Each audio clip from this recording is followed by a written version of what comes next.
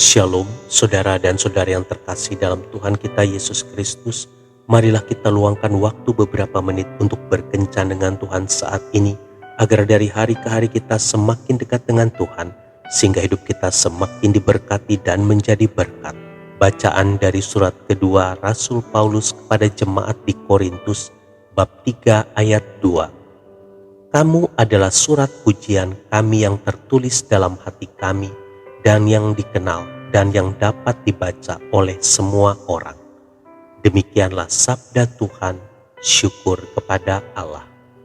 Saudara dan saudari yang terkasih dalam Tuhan kita Yesus Kristus, dalam autobiografinya, Mahatma Gandhi mengatakan bahwa pada masa sekolahnya dia sangat tertarik pada Alkitab.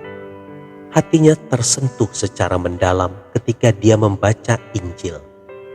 Pada suatu hari Minggu, dia pergi ke gereja untuk mengikuti ibadah.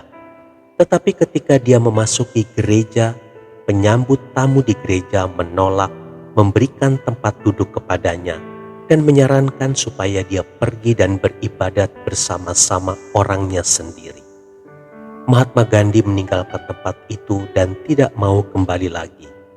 Dia berkata, "Jikalau orang Kristen mempunyai perbedaan kasta juga, lebih baik aku tetap menjadi orang Hindu."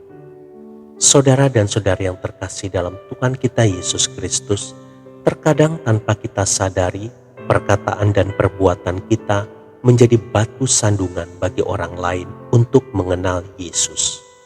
Ada banyak kesempatan kita mengenalkan kasih Yesus, tapi sering hal itu terlewat begitu saja.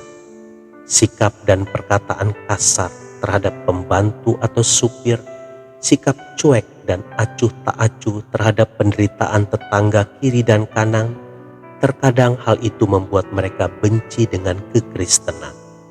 Padahal Yesus mengajak kita semua untuk berpikir, berkata-kata, dan bertindak menggunakan bahasa kasih, agar semakin banyak orang mengenal dan menerima kasih Yesus di dalamnya. Saudara dan saudari yang terkasih dalam Tuhan kita Yesus Kristus, maukah kita menjadi rekan kerja Yesus untuk meluaskan kerajaannya di dunia?